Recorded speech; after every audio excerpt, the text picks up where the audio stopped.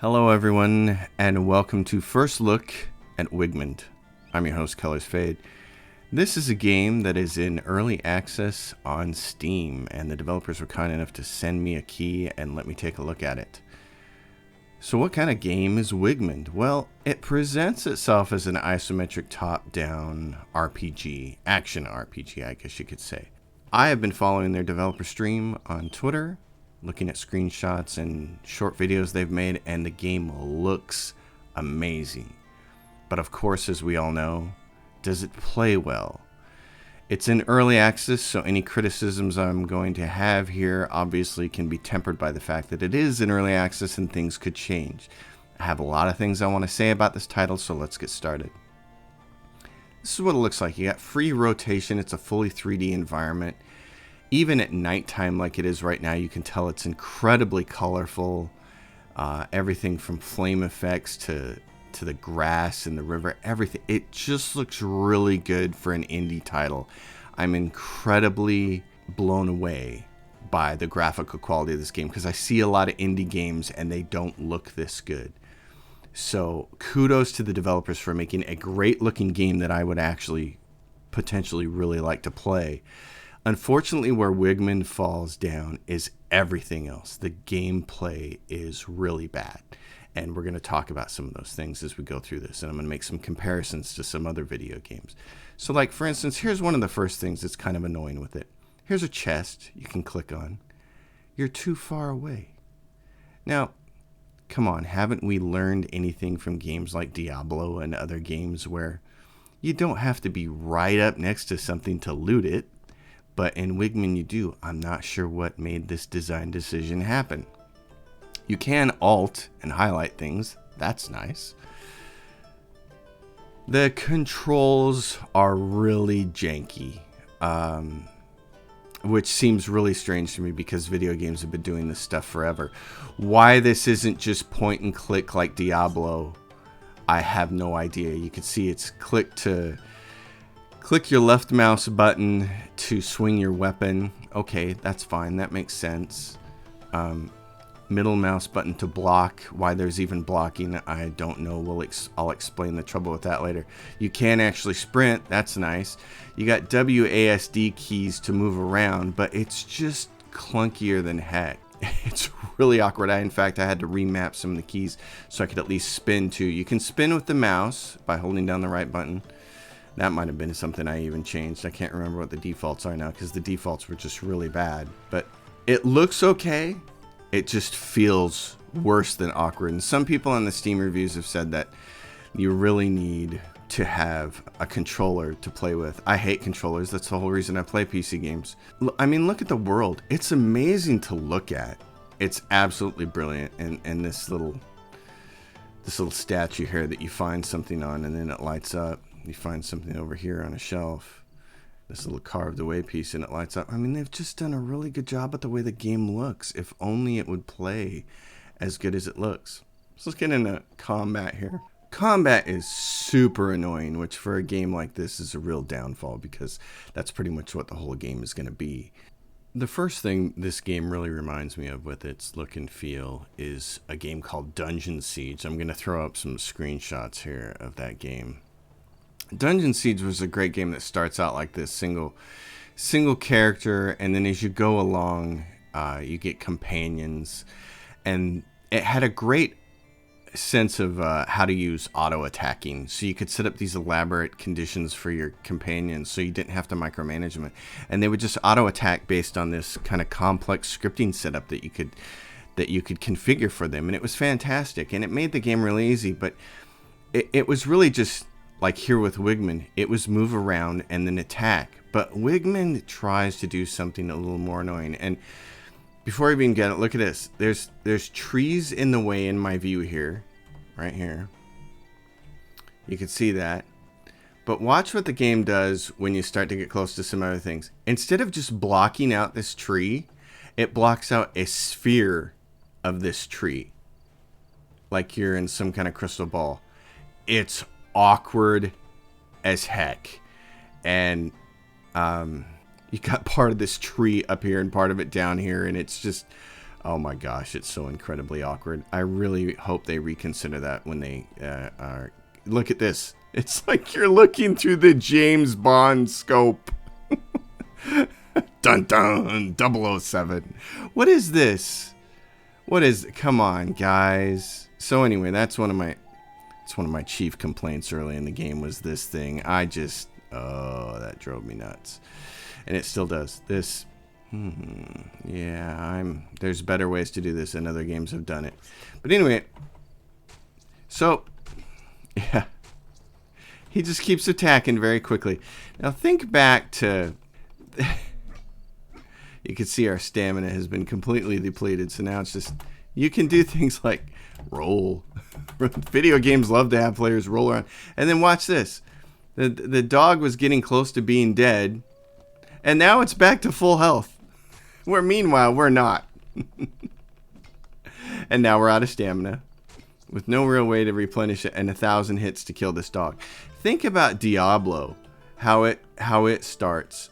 You walk up to a skeleton and you hit it and it's dead. Because it's the first character you run into. It's low level and it means nothing.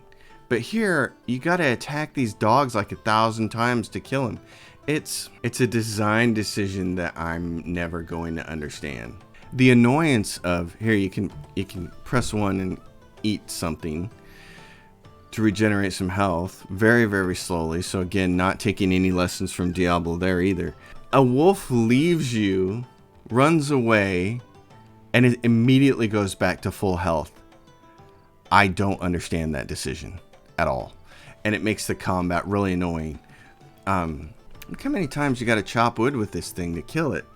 It's just a little bit ridiculous. So the combat goes from being kind of fun. Now we're down to 0 stamina. So you don't want to fight too many things at one time because you got no stamina and it's going to take forever for that to come back. Grab the... What is this? Too far away. You're too far away even though you're really close to it. So now, once your stamina is completely depleted, you can't block anymore. So now you got to do the famous try to roll out of the way thing, which is so you can see the combat is awful. So here's the thing. Oh gosh, and these wolves just spawn out of nowhere. Wow, that's super annoying. Oh my gosh.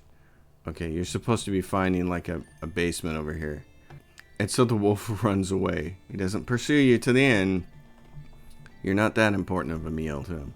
All right, so I want to take a second to talk about two things with this game, and that is how to do combat given the type of view you're trying to present. This game is presenting what we call an isometric view. It's a top-down angled view. We all know this is famous. Diablo and other games like the Fallout games are famous for this. Titan Quest, Dungeon Siege, hundreds of games have used this. When you're using a top-down view, you're really far away from the character. And in fact, this is as close as we can scroll in, and this is far away. Baldur's Gate, Pillars of Eternity, all this stuff. So you can see your whole party and kind of manage everything. When you're doing a game that is backed up like this, an isometric top-down view, you don't have the visceral closeness of a third-person game like in Assassin's Creed. When you're doing a game like Assassin's Creed, it makes all the sense in the world to have things like combat rolls and blocks and parries and dodges and all that stuff. It's a very different environment to do that in. But when you're pulling back and using an isometric view, it's a better idea to have your characters do less and simply attack and defend. So this combination of basically trying to do all the things that Assassin's Creed would do with parrying and blocking and rolling and dodging and stamina and all that stuff but presenting it in an isometric way, it just doesn't work. It's like trying to marry a peanut butter and jelly sandwich with lobster and red wine. It just doesn't go together. So this would be my first piece of advice to these developers, would be to say, rethink this approach. You have a really gorgeous game here. This is beautiful. The landscape is beautiful.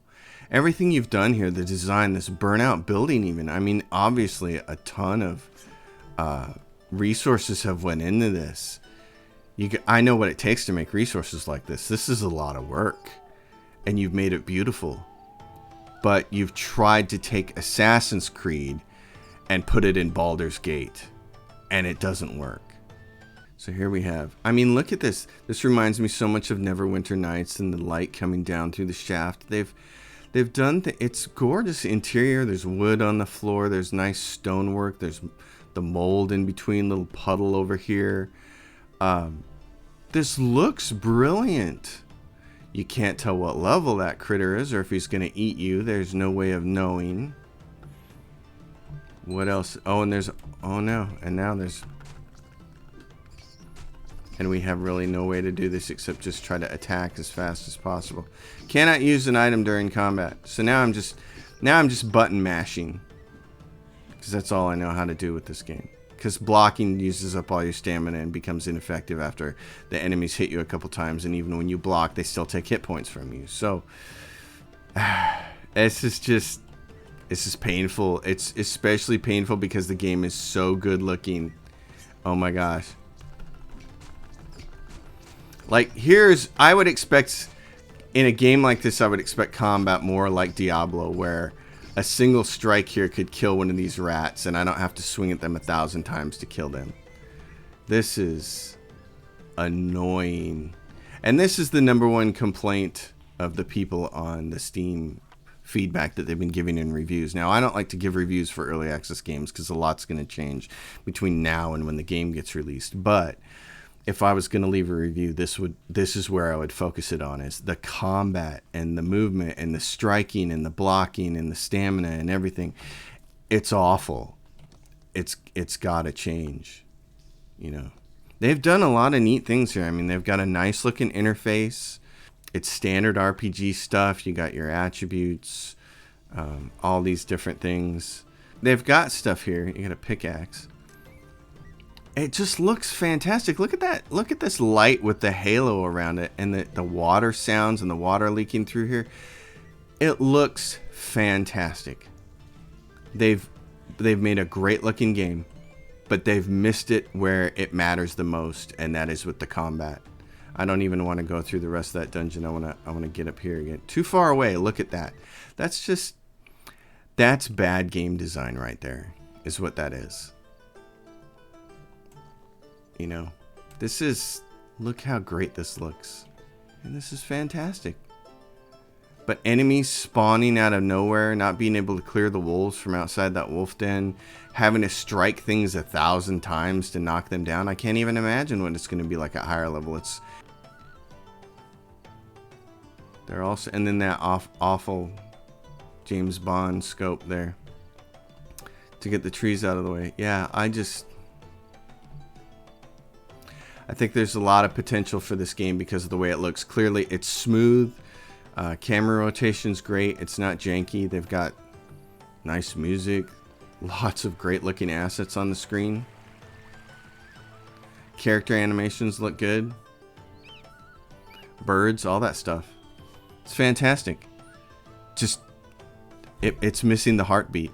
It's missing the most important thing, which is the combat. And there have been so many games that have done it with this type of look and feel, you know, with this type of isometric view, going back to, like I said, Diablo, Titan Quest, Dungeon Siege, you name it. So that's my first look at Wigmund, as it's pronounced.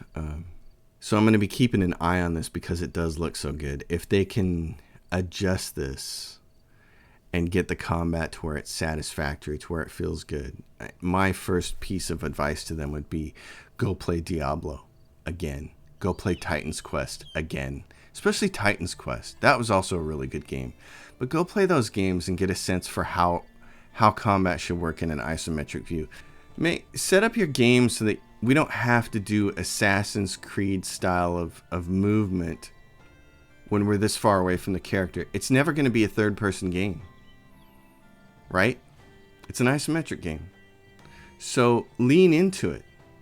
Do what you're going to do really well. You know, the whole stamina system, ugh, forget it.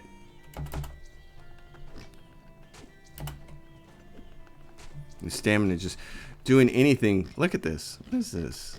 The whole stamina system. You just choose it right up so then you can't block and you can't dodge and you can't do anything, and then you're just left to smack it 800 times until it dies. So, I mean, look at this transition from night to day, this morning. This is wonderful. But get the combat figured out. I appreciate the developers giving me a CD key. I'll be watching the progress of this thing as it develops.